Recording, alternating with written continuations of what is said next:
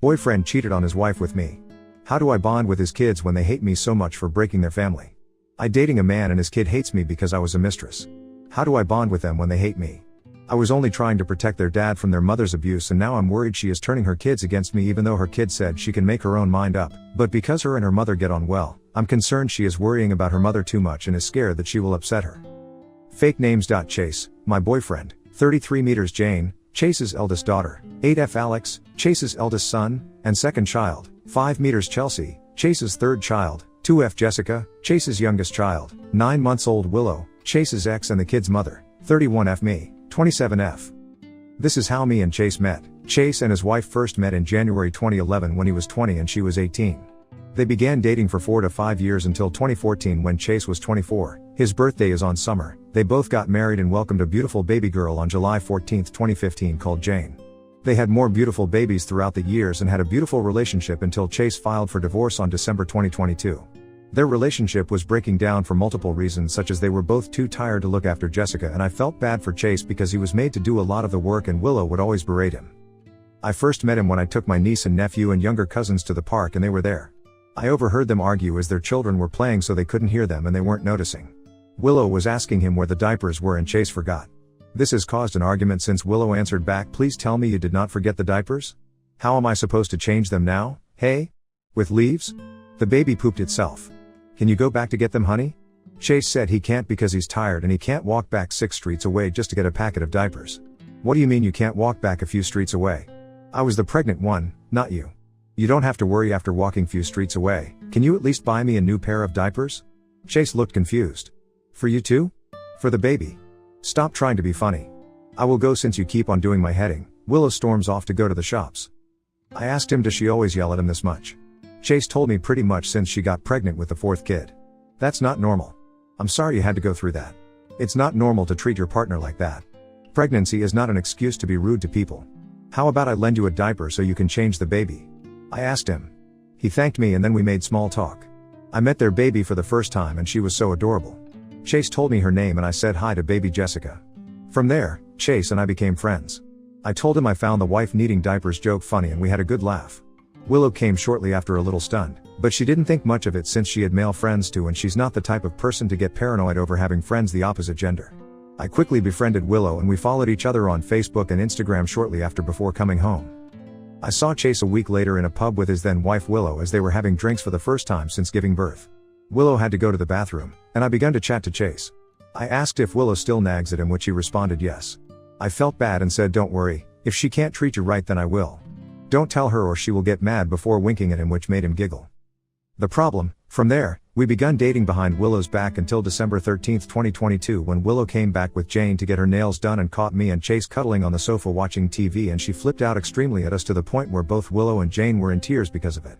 Chase tried to explain it's not what it looks like until he realized no one was buying it. Alex was asking why his mom was yelling at his dad until Jane pointed at me and said it was my fault. Alex looked sad and went back upstairs.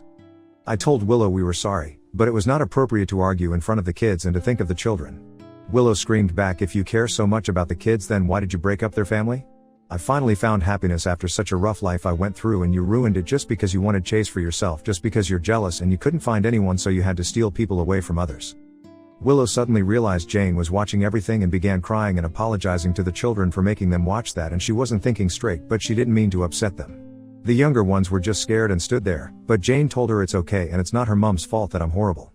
I went quiet because I didn't know a 7-year-old, 7 at the time, knew what those words meant, but I guess she was repeating them from their mom, so that's what influenced her to act that way. I apologized and explained to her that it wasn't appropriate for us adults to argue in front of children. I explained how I tried to get them to stop, but her mother wasn't listening. She told me that me and her dad shouldn't made my mom angry if I didn't want her to shout at me, called me a fat pig and told me to get lost. She stormed off to her bedroom. How does a 7-year-old know such details?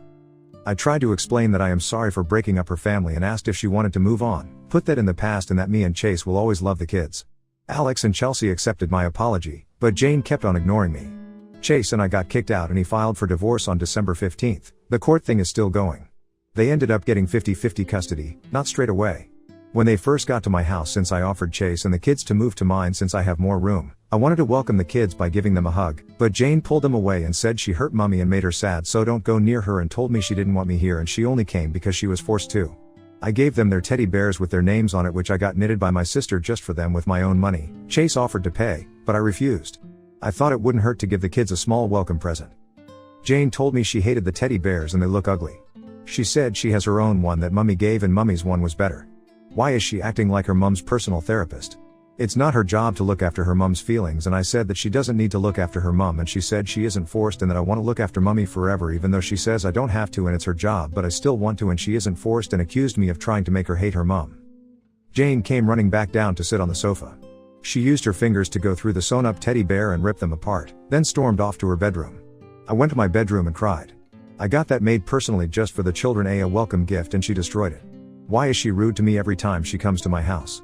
I know I upset her mother, but I want her to bond with me, but she wouldn't let me. I tried to come to her events, but she ran up to her mom and dad in happiness, then pulled a tantrum every time she sees me and says what am I doing here, and she doesn't want me here. She says she won't stop pulling a tantrum until I go, and I had to leave almost every family event in tears because everyone will stare at me and give me dirty looks. She even skipped a few of her siblings' events because I was there, and she said she won't go if I'm going. Willow tells me that I should have thought about that before breaking up the family, and I said I know and I'm sorry. I've already been punished enough, and now my own boyfriend's parents and family hate me and don't want me at family events because they want Willow to feel safe in their home, and Jane always starts crying every time I'm joining in. She got on well with Chase eventually, but she still hates me.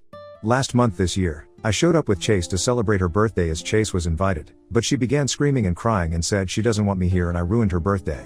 She grabbed my present, opened it up, and broke the doll into pieces before throwing it in the bin and said it was the worst present ever and made me cry. Willow said, well, no one told you to cheat with my ex-husband and break up the family. You should have thought about that beforehand and that it's her choice. If she doesn't want you here, then you should leave, since I didn't even want you guys coming here, but I only invited you both just so you don't sue me for parental alienation. Me and Chase were cussed out by the entire adults, especially Willow's granddad, who came up to me and screamed at me saying it was my fault for breaking up the family and manipulating Chase, along with Chase's mom even trying to escort me out with his dad escorting both of us out. It even got to the point where now she will get up, get changed, have a shower, have breakfast, brush her teeth, go to her maternal grandparents, my grandparents, or go out in the town with her mom all day, then come back late at night at 8:30 p.m., brush her teeth, get dressed and go to sleep. She even demands she has sleepovers to get away from me and her dad during his custody turn. He tried to sue for parental alienation, but the judge said unless she's sleeping over her mom's during our custody term, then her meeting up with her mom outside of her house is not violating custody agreements. I messed up. I tried to call a therapist yesterday, but Willow threatened to take me to court if I try to do parental stuff, and it turned out she already put them in therapy ages ago, and the therapist said while bonding with Chase will be nice, she doesn't have to not hate me if she doesn't want to, as long as she's being civil and won't take it out on potential half-siblings in the future. How do I get her to stop avoiding me and hating me and get her to understand that she doesn't have to be afraid of what her mother thinks? Update 1. Fake names: Chase, 33M me, 27F Jane, 8F Alex, 2F Jessica, 9 months old babysitter, 20F mom, 60F. Me and Chase were going on a date night. I hired a babysitter to watch over my boyfriend's children while we go out to a restaurant out of our local area to eat out. Chase had some rules that the children sleep at 11 p.m., are not allowed fizzy drinks, and are not allowed to drink or invite people to our home. They aren't allowed to take the children out after 7 p.m. That sounds reasonable in my opinion. I told the babysitter I made chicken nuggets, there's lollipops, packet of crisps, sweets, or a bowl of fruit, and I also made some cheesecake if they get hungry. I let her know not to serve them all at once, but they were just options. I even got juice cartons with straws in case they were thirsty, and she understood. I gave her a list of instructions so she knew how to look after the children. Then me and Chase took off. I came back 2 hours later. It would usually take 1 hour and 30 minutes, but there was traffic and I let the babysitter know, and I apologized, which she accepted and said she understand, and I found the babysitter feeding Jane, Alex and Chelsea a can of Coke with 3 packets of Smarties each, not 1 packet per child, 3 packets per child, which me and Chase didn't even buy, and the Coke cans were on the highest shelf on our fridge, which the children besides Jane wouldn't even notice if they opened it because the fridge is tall. Chelsea had Coke dripping down her shirt and chocolate around her mouth, and Alex came up and cried to me and Chase because his stomach was hurting. I wondered where Jessica was, so I went to her cot. She has 2 cots. One upstairs and one downstairs in the living room, and she was in the one in the living room, and found her eating a whole banana to herself. Jessica is being introduced to solids, but she can only eat apples and bananas if they are cut up, which is what was said on the paper. Chase immediately took the banana off Jessica, which led to her crying. Chase would have let the babysitter off with a warning had it just been the Coke or the 3 packets had the packets just been the packets we bought, but Jess could have been choking and suffer had she ate the whole banana. Not to mention, the babysitter bought a can of beer and drunk it at our home and left the children home on their own. Chase was understandably mad and fired the babysitter on spot while only giving her half of the money that she should be getting, even getting mad at the babysitter for going out while leaving the children on their own with Jane to look after, since a 8-year-old shouldn't be babysitting younger children, and drinking it while looking after the babies. Anything could have happened to his kids if they were left on their own for that long. It's not like Alex, Chelsea and Jane were 12, 15 and 19, because if that was the case then I wouldn't be that mad, since someone of that age can look after themselves on their own for a short while, but a 5-year-old, 2-year-old and a 9-month-old should not ever be left alone, and I'm just glad nothing happened to them. I even admit that I flipped out at the babysitter as well. The babysitter left in tears after promising it wouldn't happen, but I didn't want to risk the children's safety and neither did Chase, so we said to her, it doesn't matter if it doesn't happen again. You left 4 young children on their own, was drinking alcohol while babysitting, and she broke a lot of rules, and we weren't going to compromise the children's safety. The children, Jane, Alex and Chelsea, were up, and Jessica stayed in her crib after their dad sent them up so we could have a word with the babysitter, so they didn't hear much since they had earphones on and were watching cartoons on their tablets upstairs. That was that. Once the babysitter left, we went back up to put the children to bed. Before you ask, we cleaned the chocolate off Chelsea and I took her to the dining room to the bathroom, which was next to the kitchen, to change while Chase was telling the babysitter off, while Jane and Alex just got wipes to wipe off the chocolate around their mouths. Today, a few hours ago, I vented to my mom, but she complained that me and Chase were too harsh on the babysitter, and everyone makes mistakes, so maybe we were being too hard on the babysitter. Ada? Were Chase and I harsh on the babysitter? Extra information, just in case you're concerned with us storing junk food, we don't usually keep junk food around our house. We just had 1 multi-pack of 8 chocolate bars and 1 mule pack of 6 packet crisps, but we don't eat it too often. This was just a treat, and we limit how much junk they can eat, and they're not too big on junk food. Update 2, BKBM, boyfriend's kid's bio mother got mad because she couldn't afford to get her son a Lego set. The Lego set costed £15, and her son came to me crying when it was my boyfriend's turn to get custody because his mum wouldn't get it because it was too expensive. He asked me why his mum can't afford toys over £10, and I told him don't worry, some people can't afford nice things, but it's okay, because I will buy it for you instead since I got enough money. I took him shopping with me to buy the Lego set he wanted, and he got to take it home with him this Monday when he went over to his mother's house, and according to his mother, he went on about how he loves me so much because I bought him a toy.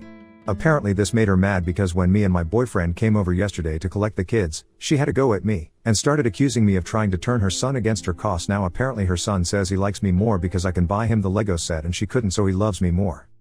I tried to explain to my boyfriend's son that not everyone can afford nice things, but that wasn't good enough for her because I'm apparently trying to cause drama, even though she's the one that argues in front of her and my boyfriend's kid instead of talking to us privately like grown-ups. But I was just trying to look out for her financially and save her the burden of spending a lot of money because she isn't broke, but she can't afford stuff that most people can.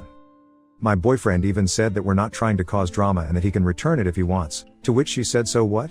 You can tell the kids that I won't let them play with toys you and your girlfriend buy and have them hate me even more. They don't hate her, but her son wished she could buy him toys over £10. I'm not falling for that. You know what?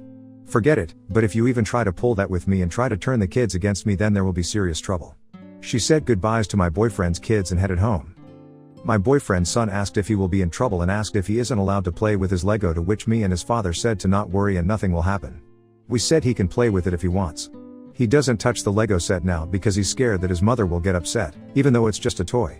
This isn't the first time that she had tried to poison my boyfriend and her kids against us, and even the law had to step in, get her in trouble, and warn her that we could sue her for parental alienation if she turns the kids against us. She tried to sue us for parental alienation once and lost, so now she's bitter that she can't turn the kids against us. I didn't think trying to save my boyfriend's children's mother money and spending a lot on a toy is a bad thing, but it's now bad co-parenting and overstepping. Was I really overstepping? Update 3.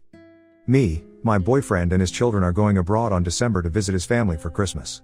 One of them is a baby, yes, BM is okay with it, and we booked her a hotel and paid for her ticket and plane as well, and my boyfriend will also pick her up too. And this is my first time traveling with a baby, 1F, as a grown-up, 27F.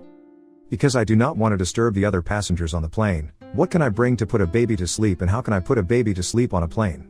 I will bring her favorite teddy bear and I will put on cartoons on for her, but she will be tired since the plane ride will be long and I can't really walk around while holding her when she is crying because other people do not want to hear her cry, understandably. So how can I put a baby to sleep on a plane? What have you done to soothe a crying baby on plane or put a baby to sleep on a plane? Now on to the next story. Story 2. Am I wrong for being upset? Because my boyfriend is buying more expensive gift for his mother. I, 18F, have been with my BF 20 for a year and some change.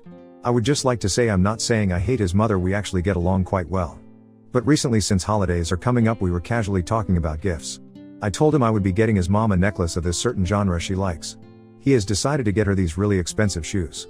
For a bit of context, we are going on a family trip and he had told me since he was going to pay for my ticket that I would unfortunately have to settle for a non-so-expensive Christmas gift since he wouldn't be able to afford it.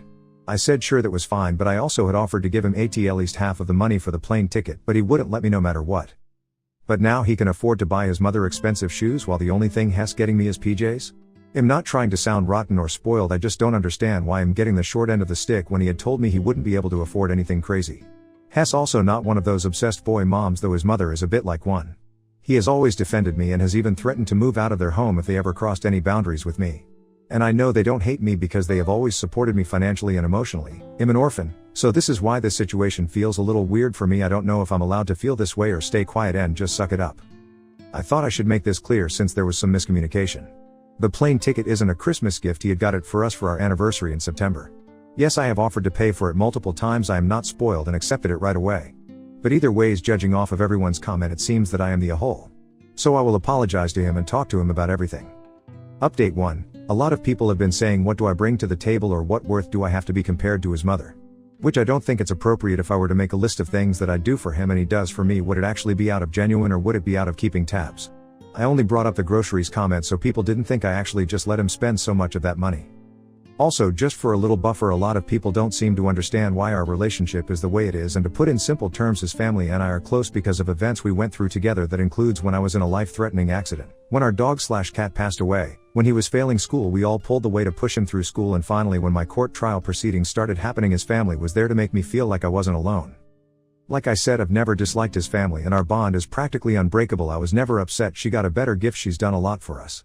I was only upset because it was something we had talked about, that he wouldn't go overboard with the not getting any expensive Christmas gift did not just apply to me, it was for everyone. In my eyes, him getting me the PJs seemed like a way to soften the blow from making the purchase without telling me, knowing him and I are trying to save for a future together. Comment where Op has replied. Commentator asked if the boyfriend has been able to spend some money on his mother since she has been nice to Oop. And if the boyfriend has been spoiling his mother too much. OP, no, it's completely okay, my fault for reading it wrong. His parents are very well off, which is why he is also pretty well off. He doesn't get his mother a lot of things. Why I was so shocked this year, because last year he didn't get his mother anything since her husband had bought her everything she wanted, so she asked nothing from him. I'm assuming maybe the circumstances have changed this year, which is why I will be talking to him, because maybe there's something I don't know. But even then I just thought, which is my fault, that we were going to stick to our budget like we had said we would. But everyone else is right, I'm only his girlfriend, so my words weight shouldn't as much as his mother's does. I can see that point that everyone is making now. Update 2. This is a little bit of a long update, so I'm super sorry. I realized I didn't mention this in original post, but me and boyfriend do live together, so when the original post went up he was already asleep, so we didn't get the chance to talk about it till we woke up this morning to go to the gym. He did apologize to me for not communicating that he was going to go out of budget again with his mother's gift. He had explained that after buying my plane ticket he was planning on not getting anything expensive for anyone. But when the time came around he was struggling to find something that lived up to his mother's taste, so he had to go a bit out of budget so she wouldn't be disappointed. He originally said he didn't want to get her anything, but since her husband got her this new bag she wanted at the beginning of the year, he didn't want to get her anything else for Christmas, so in return my boyfriend felt bad and got her something since she kept calling him about how upset she was. I felt terrible and told him that I was sorry for getting so upset, I just didn't understand why he had a sudden change of mindset. We both do agree that I should go to therapy a bit more, since the only reason why it affected me so much was because I did not have the capabilities to understand why his relationship with his mother was the way that it was, and we both agreed it was partially because I never had one with my own set of parents to understand. So I excused myself on behalf of that and agreed that just because I don't feel comfortable or understanding of something doesn't give me the right to assume things. He reminded me that I will always be his number one priority and the first in line for everything, but that this time around was different because his dad decided to not step up the plate for his mother, and he apologized keeping this from me despite not having a reason to. As for me picking up the bill for groceries, he did notice and said he was grateful that I cared enough to make sure he didn't waste any more money, but a fear of having no money was the one feeling he could not share with me, and that issue alone was something that I had to work on. Which I do agree, we grew up two different ways, so I've always been the one to worry about the purchases we make and how we'll be able to obtain a comfortable future. So thank you for everyone who commented on the original post for humbling me, but also, thank you for making me realize that just because I see things one way doesn't mean it's the only way to see them.